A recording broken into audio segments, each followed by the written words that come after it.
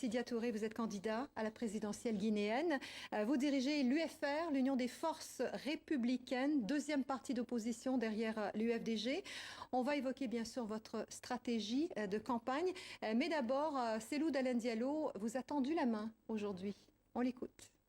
Grâce à l'alliance entre l'UFR et l'UFDG et grâce à l'extrême vigilance de nuit et de jour de nos militants et de l'assistance de la mission d'observation de l'Union européenne, nous avons mis en déroute la stratégie de l'RPG, si bien qu'il n'a obtenu aucun député nominal à Conakry.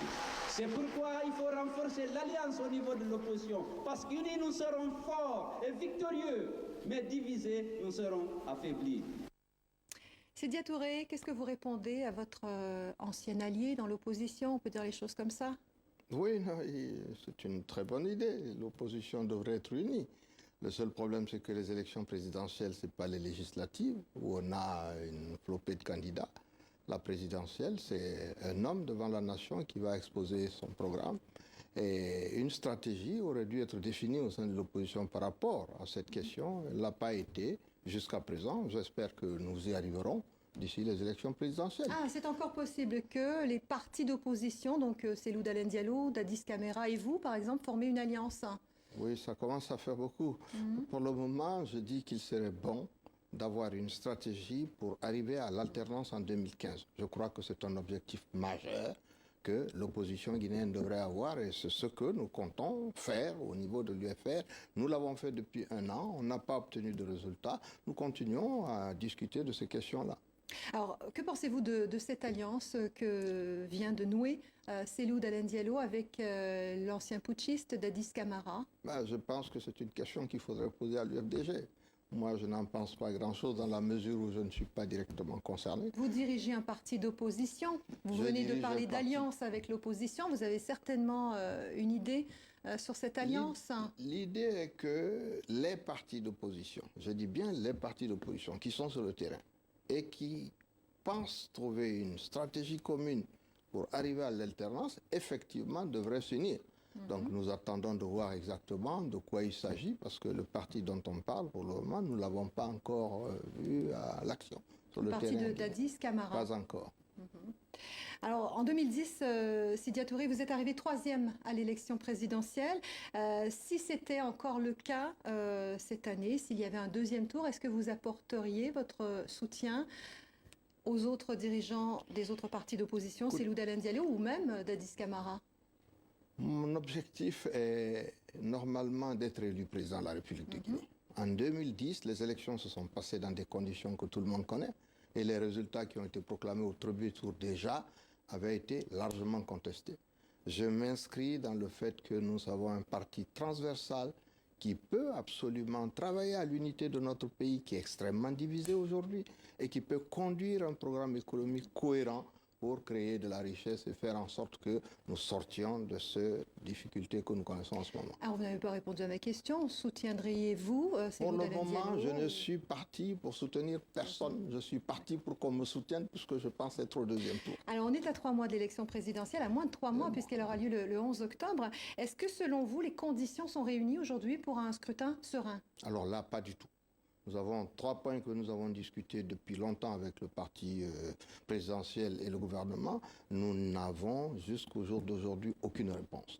La première question, c'est concernant les communales qui devraient se tenir et qui n'ont toujours pas été tenues depuis 6 ans. Donc vous exigez leur tenue avant la présidentielle. C'est ici avant 3 mois. Depuis 6 ans, elles devraient être tenues. Donc le fait qu'on en parle maintenant fait partie d'une stratégie qui a été menée pour, disons, nous mettre dans une situation où on ne pourrait pas revendiquer cela parce que la présidentielle apparaît aux yeux de la communauté internationale comme l'élection maire.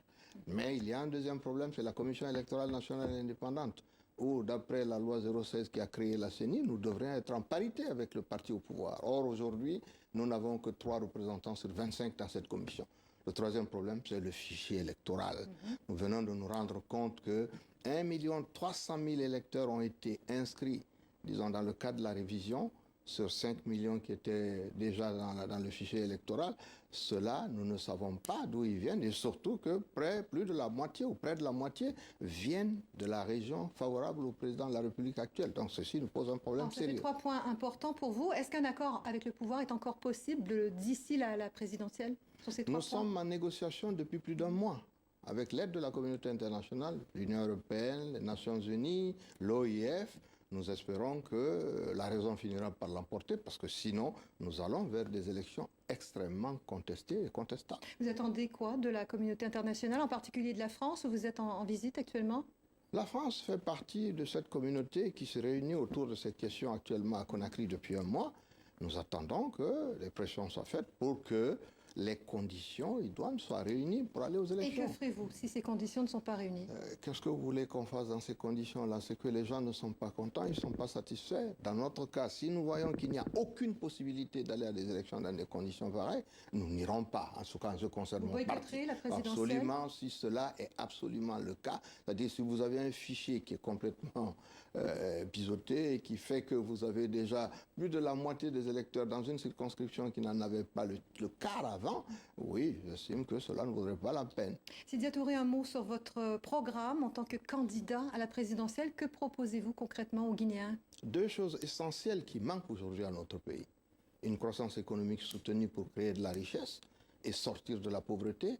Depuis 5 ans, notre pays a dégringolé. De 3 points de PIB de croissance à 2 points, à 1 point. Aujourd'hui, nous sommes en récession. Ça, ce sont les réalités de la Guinée d'aujourd'hui. Nous avons un programme pour cela. J'ai commencé à l'appliquer quand j'étais Premier ministre. Je crois que tous les Guinéens le savent. Le deuxième point, c'est l'unité nationale. Plus que tout autre, je représente un parti transversal qui couvre, disons, la totalité des régions de la Guinée et qui fait en sorte que l'unité nationale pourrait se faire autour d'un programme commun de développement dont ce pays a tant besoin depuis plus de 50 ans. Sidya Touré, dirigeant de l'Union des forces républicaines, l'UFR, merci d'être venu jusqu'à nous. C'est moi qui vous remercie. Merci beaucoup.